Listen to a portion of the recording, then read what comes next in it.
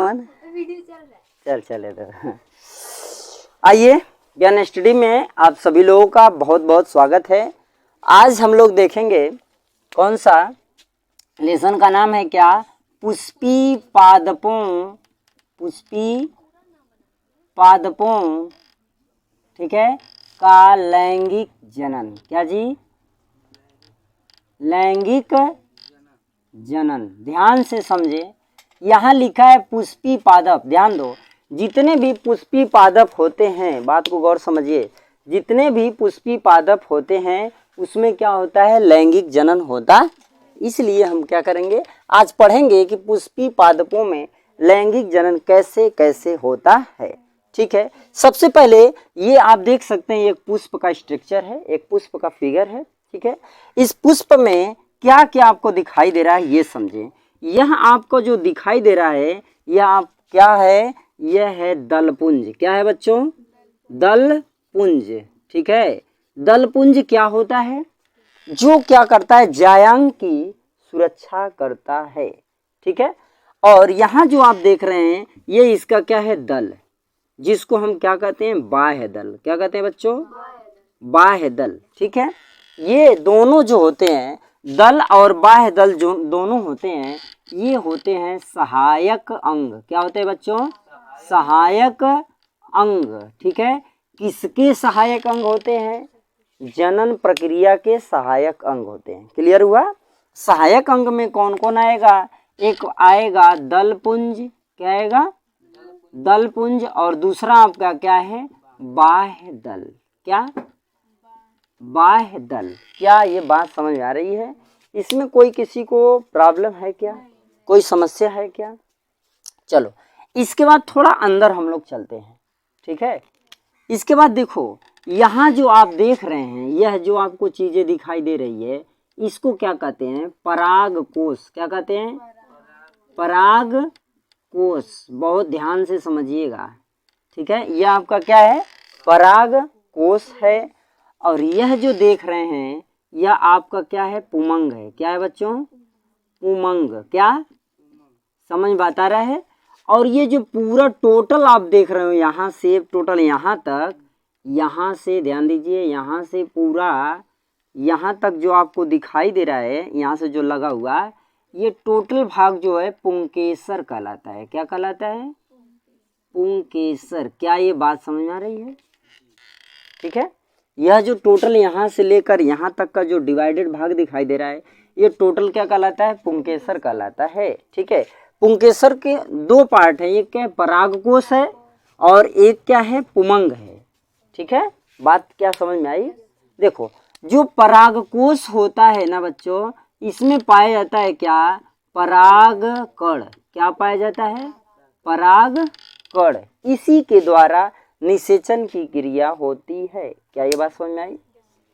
यह आपका क्या है, पहली पॉइंट क्या है, सहायक अंग, दलपुंज और बाह्य दल।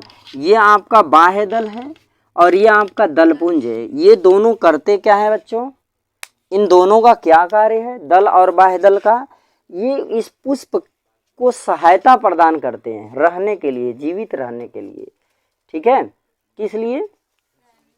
ये अगर यहाँ न होते तो शायद ये जो जायांग यहाँ पर आपको दिखाई दे रहा है, इसको कहते हैं जायांग। क्या कहते हैं?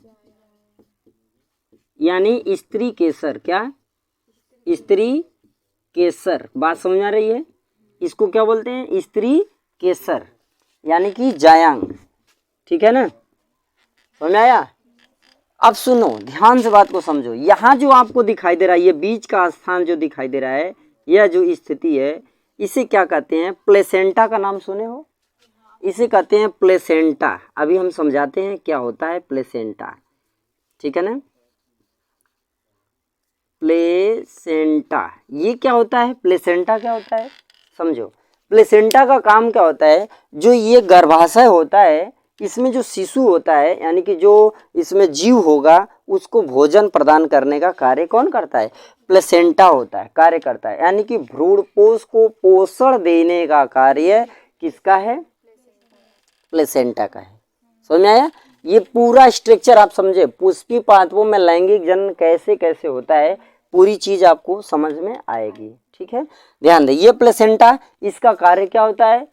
भोजन देना। किसको? जो यहाँ पर जीव, यानी जो यहाँ पर क्या है, क्या है? भ्रूणपोष है, अर्थात अंडाशय में क्या, शुक्राणु का प्रवेश होने के बाद जो क्रिया होती है वह निषेचन होती है।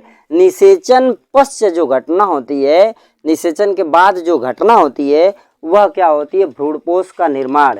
ठीक है, अब जो भ्रूणपोष का निर्माण होता है उसको भोजन की जरूरत होगी। जो शिशु का निर्माण होगा, जो बच्चे का निर्माण होगा, उसके लिए क्या होगी? भोजन की आवश्यकता होगी। उस भोजन को कौन देता है? प्लेसेंटा देता है। यह प्लेसेंटा मादा में गर्भाशय की जो परतें होती है, यानी जो दीवार होती है, उस पर चिपका होता है, उस पर दबा होता है, यानी धसा होता है। ठीक है, और ये पुष्पों में देख रहे हो, ये जो गड्ढा आपको दिखाई दे रहा है ऐसे ऐसे, ये सब है। इन सब में क्या होता है? प्लेसेंटा फिक्स होता है। ठीक है, जिसके फलस्वरूप इन पौधों को भोजन मिलता है। क्या ये बात समझ में आई? ठीक है, हाँ जी, पौधों को भी भोजन की जरूरत पड़ती है कि नहीं पड़ती है? पड़ती है ना, वही चीज है यहाँ पर। क्लियर हो गई बात?